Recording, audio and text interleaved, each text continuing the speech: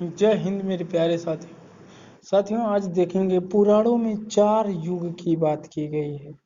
हमारे पुराणों में, वेद पुराणों में 4 युग की बात की गई है।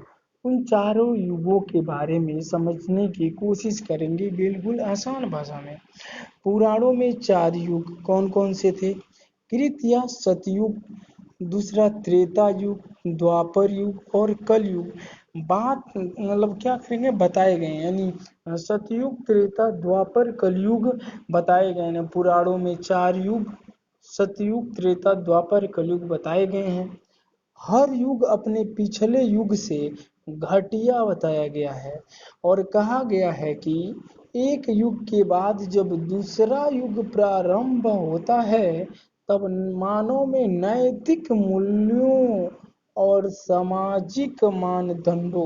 नैतिक मूल्यों और सामाजिक मानदंडों का अधपतन होता है। इतिहास में काल स्थान विशेष महत्व को स्पष्ट किया गया है।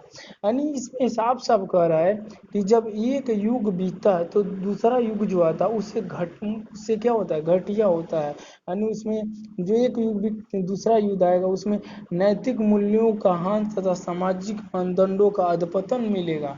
जैसे मान लीजिए 4 युगों में कौन चल रहा है, ये कलयुग चल रहा है।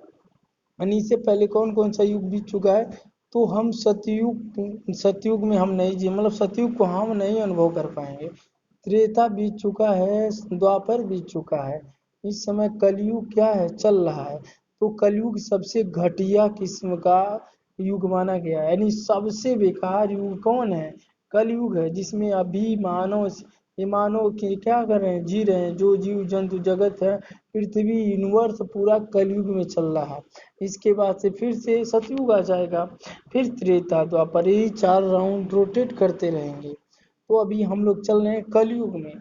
कलयुग में क्या है, सबसे घटिया युग बताया गया है किसको? कलयुग को।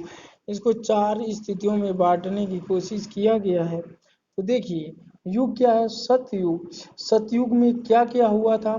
तो अवतार, सतयुग में कौन कौन अवतार लेगा? तो सतयुग में सबसे पहले जब पृथ्वी बनी होगी, ठंडी हुई होगी, तो समुद्र का निर्माण हुआ हो गया। तो सबसे पहले समुद्र में मछली, मतलब जलीय जीवों का विकास है, तो उसी को कहते हैं सतयुग में सर्वप्रथम जो आता है अवतार। सतयुग में सर्वप्रथम अवतार आता है मत्स्य अवतार। मत्स्य अवतार में क्या होता है, पृथ्वी पर या में सबसे पहले मछली यानी जलीय जीवों का विकास होता है। यानी जल में रहने वाले जीवों का विकास होता है किसमें? सतयुग में। जो मत्स्य अवतार होता है उसमें जलीय जीवों का विकास होता है, जैसे मछली हो गई, क्योंकि मत्स्य अवतार के नाम से जाना जाता है। फिर आ जाएगा सतयुग में ही कुर्रम अवतार। कुर्रम अवतार क्या होता है? कछुआ का अवतार। यानी कछुआ जब आ जाएगा, यानी कछुआ क्या होता है, जल में भी रहता है और स्थल पर भी रहता है, यानी जमीन पर भी रहता है और पानी में भी रहता है। उस सतयुग में एक आता है कुर्रम अवतार, उसी में कछुआ का अवतार आता है। यानी कुर्रम अवतार, कछुआ कछुआ जन्म लेता है उस समय, जो पानी और जल दोनों में रहता है। इस कारण से क्या, जो पानी और जल दोनों में रहेगा उसे उभयचर कहेंगे। क्या कहेंगे? उसे उभयचर कहेंगे। अब आगे देखिए, सतयुग में ही 4 युग आते हैं। सतयुग में 4 अवतार आते हैं। पहला मत्स्य अवतार हो गया, जिसमें मछली का अवतार माना गया, जो जलीय जीवों का विकास हुआ। कुर्रम अवतार कछुआ हो जाएगा, जो जल और स्थल दोनों पर रहेगा, नहीं जमीन और पानी दोनों में रहेगा, उसे जो जमीन और पानी दोनों में रहते हैं उसे उभयचर बोलते हैं। और फिर सतयुग में ही एक आता है वराह अवतार। और वराह अवतार क्या होता है? वराह अवतार जैसे सुअर का अवतार, सुअर के रूप में भगवान आएंगे पृथ्वी पर और ये क्या करेंगे, थल पर पशुओं का चलना, ये हो जाएगा। वराह अवतार क्या होगा, नहीं सतयुग में ही तीसरा नंबर आता है वराह अवतार, जिसमें भगवान सुअर का रूप लेकर के मानव की मदद के लिए पृथ्वी पर आ जाएंगे। उस समय तो मानव थे ही नहीं सतयुग में। ये देखिए सुअर का अवतार माना गया। अच्छा, ये थल का पशु कहा गया। फिर चौथा आता है नरसिंह अवतार। चौथा क्या है? नरसिंह।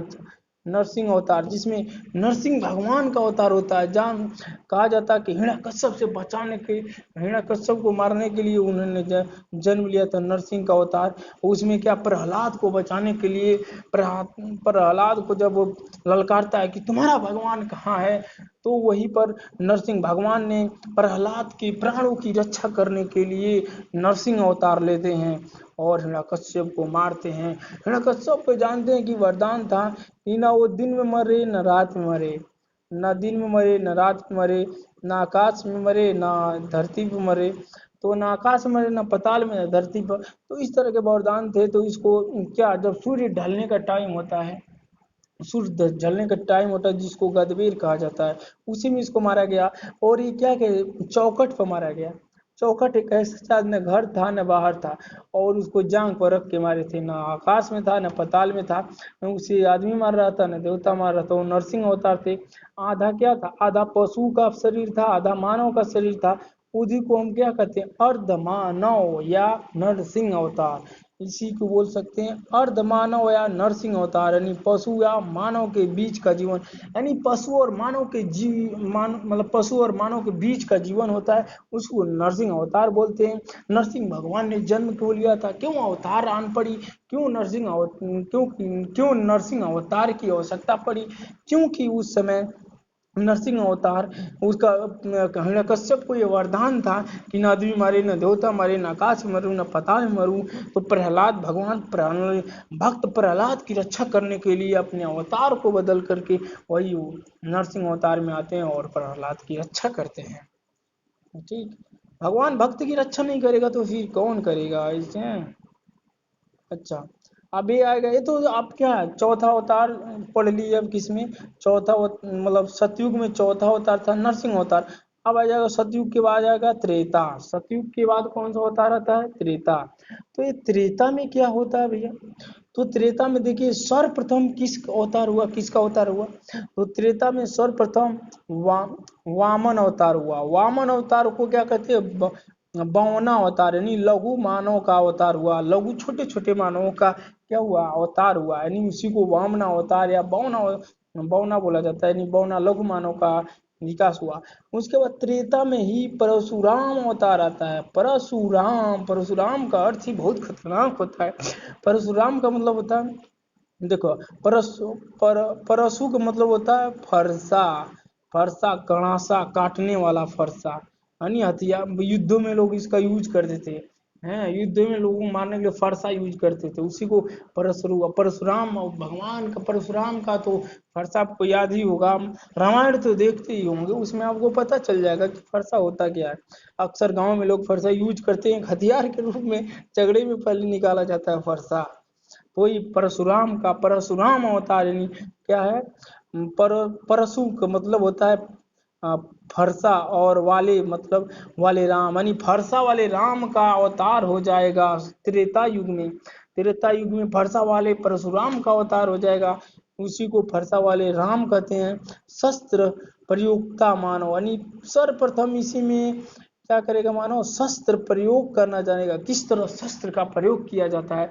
उसके बाद त्रेता में ही आ जाएंगे भगवान राम का अवतार, यानी राम अवतार आ जाएंगे, जो क्या होते हैं, जो एक राजा के रूप में आते हैं और लोगों का प्रतिनिधित्व करते हैं, यानी राम अवतार आ जाएगा त्रेता में। कोई पूछ दे कि भगवान राम किस युग में जन्म लिए, तो त्रेता युग में जन्म लिए। त्रेता युग में राम अवतार था, जिसमें समुदाय में रहने वाले मानव का विकास हो जाता है। यानी राम ने क्या किया, अपने पूरे साम्राज्य की जनता को सुखी समृद्ध बनाने के लिए अपना जीवन ही ये पूरे कष्टों से पीड़ित रहा। यानी भगवान राम लोगों की हिफाजत के लिए आए और राजा बन के लोगों की सेवा भावना किया, उनकी सेवा भावना से जुड़े रहे, यानी सेवा करी। एक एग्जाम्पल दुनिया में सेट करके चले गए। यानी भगवान राम ने बता दिया कि भगवान भी अवतार लेकर, जन्म लेकर एक दिन उसे भी जाना पड़ता है। तो किस चीज का आदमी को घमंड, एक दिन तो इस संसार से आपको जाना ही है। भगवान ने भी जन्म लिया इस पृथ्वी पर, वो भी नहीं रहे। एक एग्जाम्पल सेट करेंगे, उदाहरण देकर चले गए कि भगवान जन्म लेके भी वो चले जाएंगे। जब भगवान नहीं रहेंगे तो आदमी की क्या होगा, आदमी तो चला ही जाएगा। और असल मायने में कहें तो आदमी तो भगवान होता है, क्योंकि जो आत्मा होती है भगवान का अंश होती है। आपका आप बॉडी किस तरह भगवान की तरह यूज करते हैं कि एक राक्षस की तरह यूज करते हैं, ये आप पर निर्भर करता है। अब आ जाएगा द्वापर युग देखिए, दो अवतार मैंने पढ़ा, सतयुग, सतयुग पढ़ लिया, और क्या पढ़ लिया, त्रेता पढ़ लिया। अब द्वापर यानी त्रेता युग में भगवान राम अवतार हुआ, भगवान राम का अवतार त्रेता युग में हुआ था। अब तीसरा है द्वापर युग। द्वापर युग में क्या होता है, कृष्ण अवतार, यानी भगवान राम के बाद कौन लेंगे, भगवान कृष्ण अवतार लेंगे। कृष्ण क्या करेंगे, पशु चराने वाले मानव का क्या अवतार हो जाएगा। यानी कृष्ण जानते हैं गोकुल में गैया चराते थे, हैं गैया चराते थे, दूध पीते थे और मक्खन खाते थे। तो ये मानव थे क्या, कृष्ण, कृष्ण जी पशुपालक थे, यानी पशुओं को चराने वाले मानव का विकास होगा। तो ये कृष्ण, कृष्ण अवतार, कृष्ण अवतार किस में होता है, द्वापर में होता है। द्वापर में कृष्ण अवतार, त्रेता में राम अवतार। तो ये तीसरा क्या है, द्वापर, द्वापर में कृष्ण अवतार हो जाएगा। कृष्ण क्या करते हैं, पशु चराने वाले मानव का विकास होता है। नहीं, कृष्ण के बारे में जानते हैं, कृष्ण लीला देखते होंगे तो इसके बारे में आपको बहुत अच्छी से पकड़ होगा कि गोकुल में किस तरह गैया चराते हैं और मक्खन खाते हैं, मक्खन की चोरी भी करते हैं। नटखट बालक होकर के मक्खन की बहुत चोरी किया करते थे। और चोरी क्या थी, वो चोरी के लिए सजा नहीं मिलती थी, बल्कि लोग चाहते थे कि हमारे घर में चोरी करे। उस चोरी को भी एक हाई लेवल, एक सम्मानजनक चोरी कहलाती थी उस समय, मक्खन की चोरी। चोरी तो चोरी होती है भैया। अब आ जाइए, ये है बुद्ध अवतार। बुद्ध अवतार में क्या, ये भी बुद्ध अवतार जो द्वापर युग का है, द्वापर युग में हुआ था। बुद्ध, बुद्ध यानी कृषि कर्म को बढ़ावा देने वाले मानव का विकास हो जाएगा। क्या, कृषि कर्म को बढ़ावा देने वाले मानव का विकास हो जाएगा। फिर आ जाएगा कलयुग। कलयुग जिसमें अभी हम लोग जी रहे हैं, जिस काल में, जिस युग में हम लोग जी रहे हैं, वो क्या है, कलयुग, कलयुग है। अच्छा, कलयुग में अवतार किसका होता है, कलिक, कलिक का क्या होता है, अवतार होता है कलिक का। और कलिक का अवतार होता है, यानी इसका, इसको क्या कहा गया है कलिक को, यानी भविष्य का मानव, संहार शक्ति वाला मानव, यानी भविष्य का मानव, संहार शक्ति वाला मानव, ये क्या है, ये आपका कलयुग चल रहा है। अब कलयुग में क्या है, देखिए इस समय कलयुग में जी रहे हैं, कलयुग का एहसास तो हो रहा है। कौन आदमी उसके अंदर क्या है आप नहीं जान सकते, कब क्या हो जाएगा, कहाँ आपको धोखा दे देगा, ये आपको पता ही नहीं, क्योंकि कलयुग है। तो कलयुग को भविष्य का मानव कहा गया है, यानी भविष्य का मानव संहार शक्ति वाला मानव होगा। वो कभी भी आपको, ये कभी भी आपको जीवन में कोई भी विश्वास प्रिय व्यक्ति धोखा दे सकता है, क्योंकि ये कलयुग है। ठीक है, अब आगे कलयुग के बाद कौन सा युग आएगा, तो कलयुग के बाद फिर से आ जाएगा क्या, सतयुग आ जाएगा, क्योंकि इसका अल्टरनेटिव चलता रहेगा। सबसे पहले कौन आएगा, सबसे पहले सतयुग आएगा, त्रेता आएगा, द्वापर आएगा, कलयुग आएगा। अब कलयुग के बाद फिर रिवर्स आएगा कौन, फिर आ जाएगा आपका सतयुग। सतयुग में बोला जाता है कि पशु पक्षी जानवर भी आपस में बात किया करते थे। अब आने वाला वही युग है, आने वाला कलयुग के बाद वही है, लेकिन कलयुग हम लोग नहीं जी पाएंगे। यानी सतयुग में हम लोग जन्म दूसरे लेके आ सकते हैं, लेकिन इस जन्म में तो जा नहीं सकते, क्योंकि अभी कई हजारों साल तक चलेगा क्या, कलयुग चलेगा। तो इस तरह देखिए, हमने क्या चार, पूरा मतलब पुराणों में चार युग की चर्चा की गई है। चार युग की जो चर्चा की गई है वो आपकी स्क्रीन पे ही रहा। क्या है, सतयुग रहा, सतयुग, त्रेता, द्वापर, कलयुग।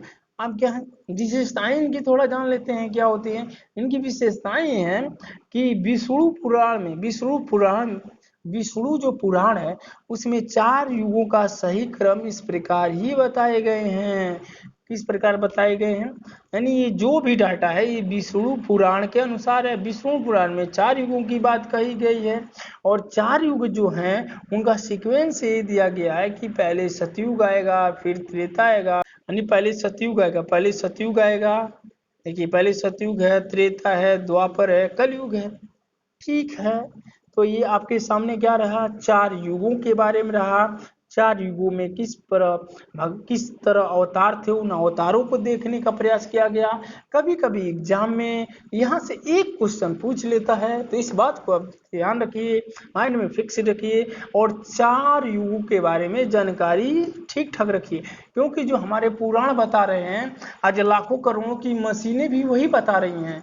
जो हमारे ऋषि मुनि बांस की फोफी से देखकर नक्षत्र की गणना कर दिए, वो आज लाखों करोड़ों की मशीनें भी वही बता रही हैं। तो महान है उस देश की संस्कृति, जिस देश में हम लोग जन्म लिए, उस देश को हम लोग हमेशा सल्यूट करते हैं, उस देश के ऋषि मुनियों को सल्यूट करते हैं। यहाँ कि ये नक्षत्र कैसे काम करते हैं, आज नासा वाले भी इसी चीज को प्रमाणित करते हैं। इस बात से प्रमाणित हो जाता है कि भारत की उच्च संस्कृति, वैदिक संस्कृति, बौद्धिक संस्कृति है। तो ठीक है, मिलता अगले वीडियो में, तब तक के लिए जय हिंद।